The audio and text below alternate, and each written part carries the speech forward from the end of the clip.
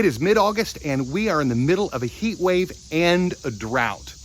You're gonna see a video I filmed back earlier in the spring where I built this water collection system. Some of the reasons why it's important to collect your own water and use it for your garden are, first, because of all the chemicals that come in water supplied by municipalities. The chemicals in our water that come out of the spigot are so bad that you can smell the chemicals. So that's one reason. Secondly, it ends up reducing your water bill. Instead of using the municipality's water and being charged for that, you get to collect what nature gives you and to be able to put it onto your garden. And then thirdly, just because it's better for your plants. And so let's go ahead and jump into the system that we built for here at Simple Homesteading. So again, we've gotten this for the most part roughly level. And we're going to take that fabric cloth, we're going to put it down, staple it down. We've got some nicer edging we're going to put around here. We're going to lay down our pea gravel and get a really good level bed there, and then we're going to get bricks in the four corners that are going to support our platform on which the barrels are going to rest. So again, instead of showing you all of those details, you came here to figure out how to do your own water catchment system. We'll do all the grunt work, then come back and show you where we're at. If we think that you really need to be shown how to put down landscape fabric and staples, or to some step that maybe you've never done before, we'll do that. But again, this is just regular stuff. You should be able to know how to unroll that out, put down pea gravel, and get that all done for yourself. So Lynn and I will go ahead and get this ready. All right, so we have our corners mitered, and we've got everything staked in. We've even worked to try to connect these a little tighter. We used about 5 bags of pea gravel to get a nice level bed. So now what we're going to do is we're going to construct the platform next, and then work to get the brick set in and the platform on top of that. I'm not sure we're going to get all of this into one video. This could end up being part 1. But again, we'll do our best to try to get all of this plugged in so you can watch a video from beginning to end on establishing your own water catchment system. All right, so again, I am not a carpenter. I don't pretend to be a carpenter, and I don't have a degree in being a carpenter. So how I'm going to run my platform is just measuring from the outside edge of the barrels to finding out how long I want my platform. So about 70 inches is going to give me the front and back board of my platform, and we'll measure depth the same way. And then we're going to end up putting cross 2x4s, 2 of them underneath each barrel. And then I'm also going to run a ledge on the inside bottom part of my front and back fascia board. I've got my 2 boards cut to 70 inches in length each. And now we're just going to take a peek at the depth of each that we would need on each side. I'm thinking, let's see, maybe 2 feet. I think that's going to come out maybe about 2 or 3 inches on the back side, but I think that's going to be perfect. So we've got this all dry fitted together now, and we have alternated the ends. If you'll kind of see how we've fit these 2 ends together, and we've done it not the exact same way, but the opposite way at the other end. This will help add strength. We're now going to take 3-inch screws, and we're going to screw in from the ends and get those fastened. Again, because of the weight, I would maybe usually just do 2 screws on each end, but what I'm going to end up doing is using 3 screws on each end. So let's go ahead and get that put together. Our next step now is to put cross members between the 2 front and back boards. Again, all of this is very individualized. You're going to build your platform according to your needs, your layout, your barrels. The bottom line is you just need enough support to hold the weight. The space between the front and back board for me is 22.5 inches. I'm going to use 2x4s, and let me flip this around and show you what we're going to do. We're going to go ahead and put the boards this way.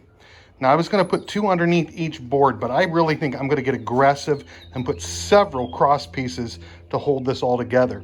And then what we're going to do is we're going to flip this upside down And then we're gonna put a shelf board underneath to support those 2x4s. The reason why I'm not going with other cross member 2x6s is for the fact that they would just run from top to bottom and there would be no support underneath them. I really think adding that shelf underneath the 2x4s is going to help give some extra support that runs perpendicular to the board rather than horizontal with the board. So I'll get those cut and I'll get those connected and I'll show you what this looks like when it's all done. I've got all my cross members put in now, and now we're going to put on the shelf board that I've been talking about. And I'm not sure if I'm using the correct terminology, but here's what I mean by this. In order to provide some more stability or some more strength, we're going to take this board, a board like that, and we're going to build a shelf to come across to help support the weight on that. So this board will get screwed into here. I won't necessarily screw this board down through here because it's too thin and it will end up splitting, but taking this board and screwing it into this board and against the bottom of this will provide a shelf to give one more aspect of support. So let me go ahead and find some scrap wood here. I've got lots of scrap wood that's about this size that will fit on my boards, and we'll get those put in place and screwed in, and we'll show you what it looks like when it's done, and then we'll flip this whole thing over upright. Here's a good shot of the shelf system I was talking about. I went ahead and used screws to put in these scrap pieces of lumber. So when this is flipped over and the platform is put on the top of the box, again, these will just provide an extra aspect of support to these cross members that will be supporting the weight of the barrel. So let's go ahead and let's get this flipped over. And well, I've gotten the barrels up on here, and this barrel doesn't look too bad, but I'm worried about the tippiness level of the outside barrels. They seem to maybe not have the level of support that they need to keep them from, maybe if they get heavy, to tip over to the side, especially this side. On this one seems to tip to the outside fairly easy. So I think I might see if I've got enough scrap wood over in this pile, those cannot be used there for another project, and see if I can possibly use it to cover up this platform here. Again, I would prefer not to do that because as you build any kind of platform on the top, it's going to hold water, it's going to soak up water. This is non-treated wood, and I'm going to have to paint all of this, and I would prefer not to, but I'm not sure this is going to be the best option. Who knows? Maybe in the next 2 minutes, I'll change my mind. So when we come back in, you'll see what I've decided. So it's kind of obvious which option I went for. I didn't have enough scrap lumber in order to put a platform on top of this. And so I had enough or lots of scrap 2x4. And so we cut that up, tried to put some more in to provide some more side-to-side stability. So what we're going to do now is we're going to go ahead and get the brick corners built up, and then take this outside and place it on those brick corners. So we've gotten all the bricks leveled, and Lynn helped me carry the platform out and get it set on here. We've got a nice level platform, and there is just a very slight grade down towards this end where I was wanting it to have, and it's level from front to back, and it's as square as it possibly can be for used lumber. And now what I'm going to do is I'm going to go ahead and I'm going to pull out the barrels and put them on here and see how they set. All right, I think this is going to work. It might seem a little bit unstable, but it's not. The board itself is a little warped. When you push down on the board and you get weight down, it flattens itself straight out. Again, front to back, side to side, everything's nice and level. To me, this has been the most difficult part so far. Now the next step is going to be time consuming, but just because we have to do a lot of prep on the plumbing side. So let me go ahead and transition now to the plumbing and tell you how we're going to connect all these barrels together. All right, now comes the favorite part of the job, plumbing, right? So it's going to require at least 3 trips back to the store. You're going to want to use the following items if you're going to do it at least the way that I'm showing you. You're going to need 1-inch pipe, PVC piping, and 1-inch obviously fixtures.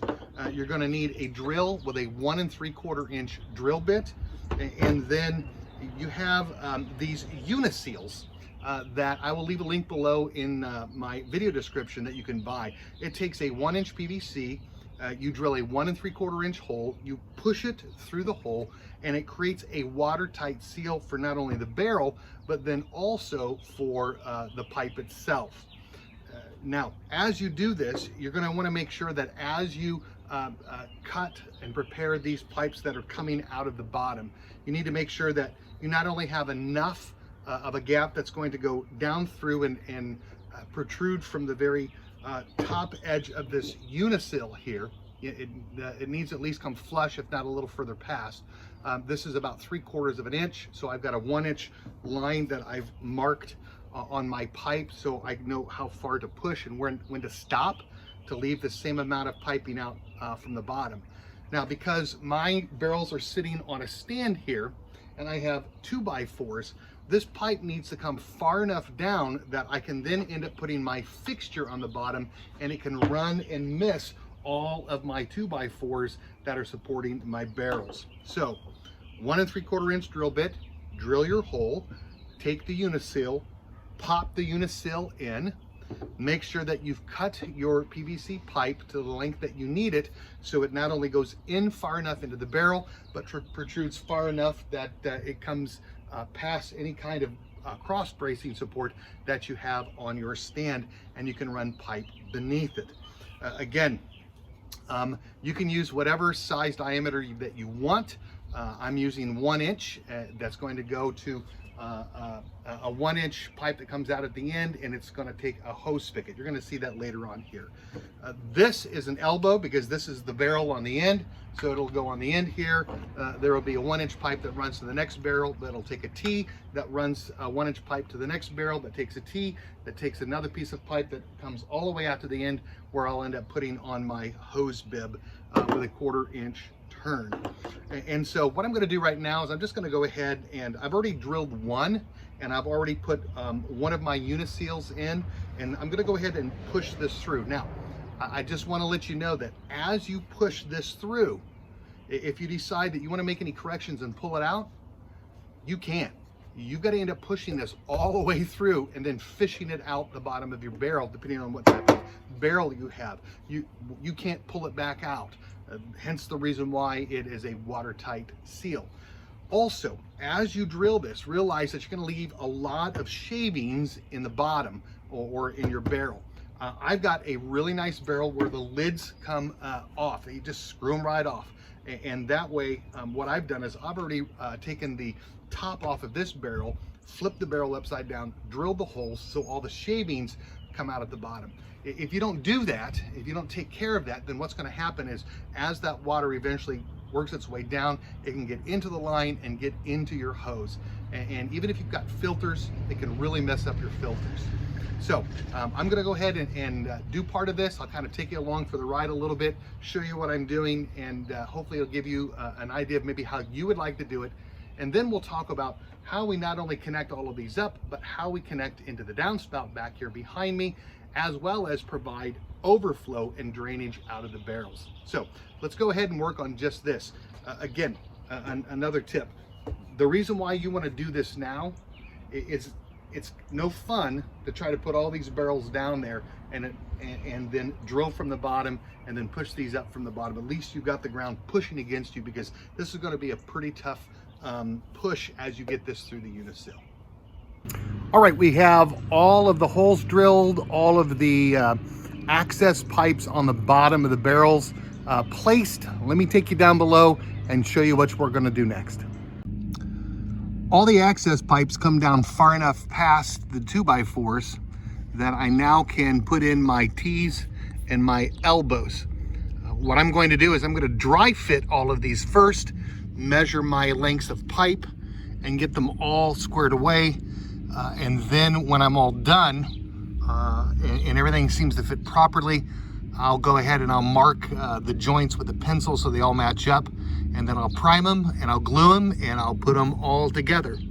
There is one thing I think I'm going to do that I thought of afterwards, and that is down here with my quarter turn coming out here at the end, if you see the pipe here, it'll come out past here and it'll be running underneath this block, and it'll be kind of just free floating out there. I'm gonna have to probably put in some sort of support for that piece of PVC that comes out so it doesn't rattle around and end up busting off as I try to turn it. But we'll cross that bridge when I get there. Hello, thanks for joining me on the ground. While we've got everything dry fitted, a good trick to do is to take a pencil once you have everything dry fit and put marks between the two, the pipe and then the receiving end, as well as lines to where things are at. So you know exactly how far to push in, where they got to line up, and how everything fits on the pipe. So I'll just point to that really quick, flip the camera around here and show you what I mean. Now, obviously that one's already pulled off, but what I'm gonna do is I'm gonna end up marking all the lines so that when I glue all of this back on, it will all go in the same place. So I'll put a line here, and then I'll try to hold the camera and put a line here. That way these kind of line up. You get the idea. Alrighty. So I'm gonna go ahead and put the camera down, do this with two hands instead of one, and we'll come back and we'll show you when it's all glued together. All right, so we're gonna be bringing a pipe out of the last tee out of this last barrel, and it's gonna connect into this coupler. And then on this coupler, I'm going to end up bringing this 3/4 inch male thread or female thread onto this. I will then take a quarter turn hose bib with 3/4 inch threads, and then with plumber's tape, tape that in, and then I will end up having the rest of the system finished. And this is where we'll hook our garden hose up, or we'll hook it up or pump up to this, or a filter system to get all the fine sand out to send out to our garden on a hose or on a sprinkler head. So a pipe out of the last tee, and the pipe goes into this coupler. I could do a second coupler if I wanted with another pipe to bring it out further, but I think this is fine. We're going to be bringing it out and supporting that pipe at the end of this a little bit, like I talked about earlier, and we'll show that to you when we're done. So these are the three parts that you'll need. You'll need a coupler, you'll need a 3/4 inch female thread, and then you'll need a 3/4 inch male with a hose bib on the end. I've brought my line out now to put my hose bib on, and if you see, it is kind of free flowing, and I want to make sure that there's some support. Now, I could go out and buy a 1 inch U-clamp, and that will work, and that's probably what I might do in the future, but it's kind of late at night and I don't want to go do that. So I have an alternative. I have this wonderful stuff that plumbers love. And so I'm going to take this, I'm going to snip it, I'm going to run it from one side to the other, screw it up into the wood, and try to provide it some support. Is it going to be as good as a U-clamp and as secure as a U-clamp? No, not really, but it's going to work for now.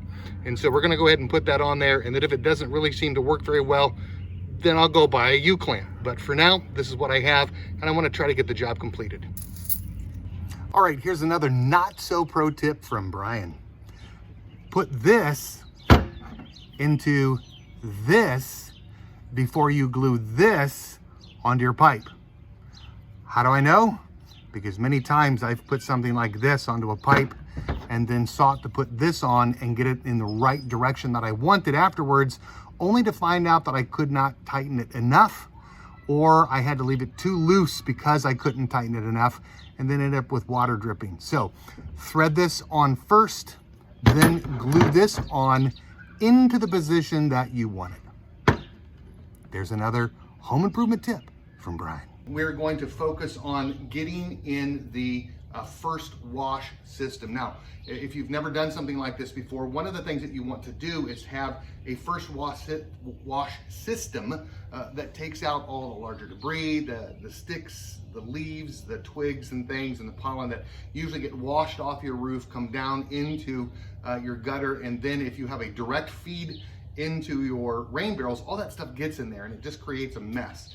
Now, a first wash system is not going to be perfect, but it's going to help a lot. And what that is basically a piece of tubing that is connected to your downspout, and the water runs down into it and then collects up into that tube.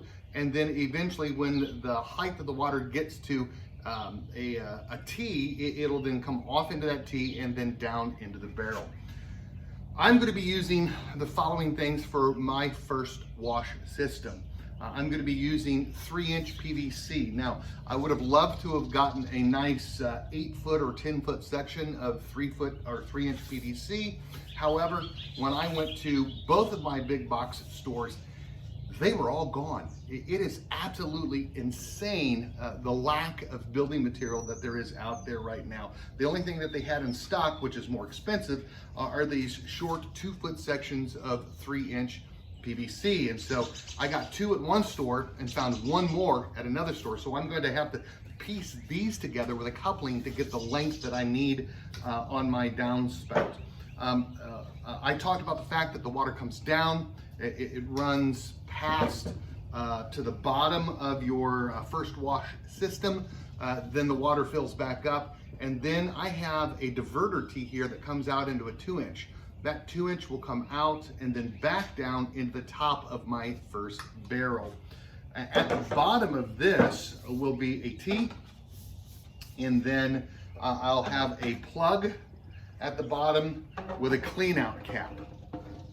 And that way I can take this clean out cap off after a big rainstorm, let the water that's collected up into the tube run out with all the gunk and icky stuff. Now, some guys will take their clean out and they will drill a couple holes towards the top and maybe even the bottom, really small fine holes that still kind of lets the water out and the gunk, but not too much. I don't know, I could do that, and maybe I will end up doing that, I'm not sure. But I would hate to drill that clean out cap and then find out that the holes were too big, or the water, even with the smallest holes, still came out too quickly and really didn't give me the buildup that I needed. Because even in a light rain, I would like this to fill up enough where I'm getting some water into my barrels, and just the smallest amount of holes will just kind of rob me of that. One thing that I realized in our other house, in our previous location, with the 2 rain barrels I had, it took almost 1 entire barrel to water the garden, the raised beds that I had. And I'm concerned that even with 3 barrels that I have here aren't going to be enough to handle the garden long term unless I'm getting a regular rain. And we went at times 6 weeks without any measurable water. And that's tough, because remember, I said that here, the water that's coming out of our faucet is very chlorinated, and you can smell it, it is so strong. And I do not want to be putting that onto the plants. So, again, I'm going to be using a 3-inch, an elbow, a 3-inch clean out.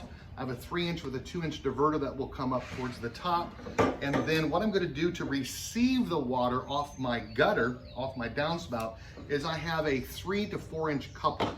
And so that will allow the PVC, that will allow my downspout to fit into this area and handle that runoff.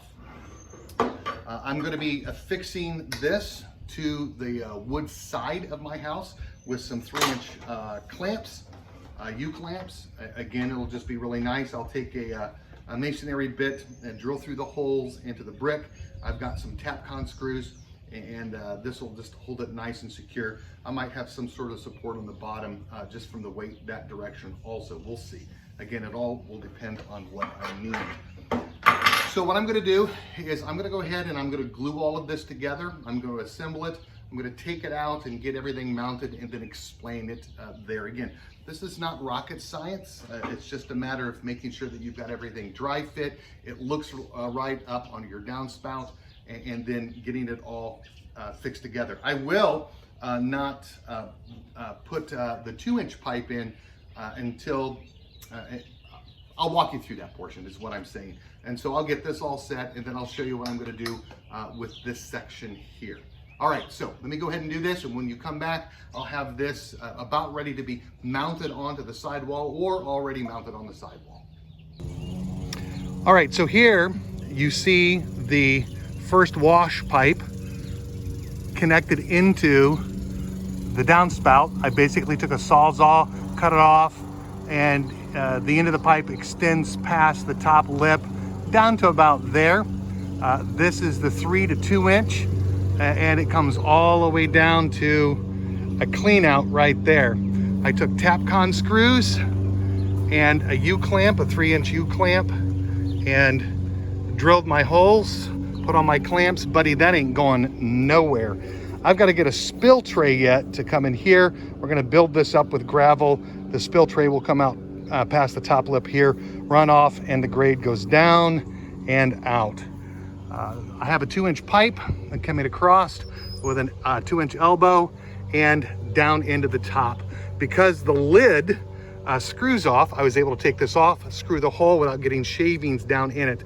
The one thing I did not do ahead of time, which I forgot about, is drilling my 2-inch hole here for my overflow. Now, I have not put that in yet because I'm still waiting for a Uniseal, a 2-inch Uniseal to come in. Could not find one anywhere in the area, so I had to order it from Amazon. Once that comes in, I will drill a 2-inch Uniseal, 2-inch or a hole for a 2-inch pipe here with my Uniseal, put my Uniseal in, have my 2-inch come out. Possibly, I might, I don't know, we'll see. To give it some support, I can bring it out, I can bring it straight out here, elbow it down, and have it land on the mat here. I'm not sure, it might get its own drain mat and come out beside it. I know that seems a little overkill, weird. It might have been nice to plug it back into here, but not really, right? Because it'll just keep recycling its way through. So I'll probably bring out my 2-inch, elbow it down, bring it down here to another elbow, and it's sitting on the mat will support that, give it some support so it won't bust. But then that will provide it enough outflow when it gets raining really hard that it'll come and also run its way out. However, I might give you an update on my channel. You can come back later on, but I think after having explained to you how I use the Uniseals on the bottom with a 1-inch pipe for the common fill, that should be self-explanatory. So there you go. This is the completed system for now. I'm going to end up building a roof system to kind of go over all of this to protect the barrels and the platform. Probably do some painting on the outside edge. I don't know, we'll see. Because there's going to be a face on the front that'll kind of hide this from the street. But 3 barrels, common fill, first flush, and then water in, and then I'll end up having a 2-inch drain out. Now, hey guys, I almost forgot one more thing. You're going to want to drill a hole in the top of your barrel to provide air to escape as things are filling. So this one, I've got enough gap around my pipe that I don't have to worry about that. But on this one and on my last one, I am going to have to drill a hole. So I'm going to pull these 2 lids off, get my hole drilled, and then put it back on. All right, now we're really done. So again, as I talk over my neighbor mowing, thank you for joining us today on Simple Homesteading. If you're not yet a subscriber, we would encourage you to hit the subscribe button. If this was a helpful video, hit the thumbs up button, share it on social media, share it with your friends who are looking for making their own rain catchment system. And remember, this rain catchment system is just one way to do it. It's not the right way, it's not the perfect way. There's probably guys you'll find out on YouTube, men and women who are doing this much better than me. This is just going to work for us. And so again, I hope that this has encouraged you. You all have a great, great day.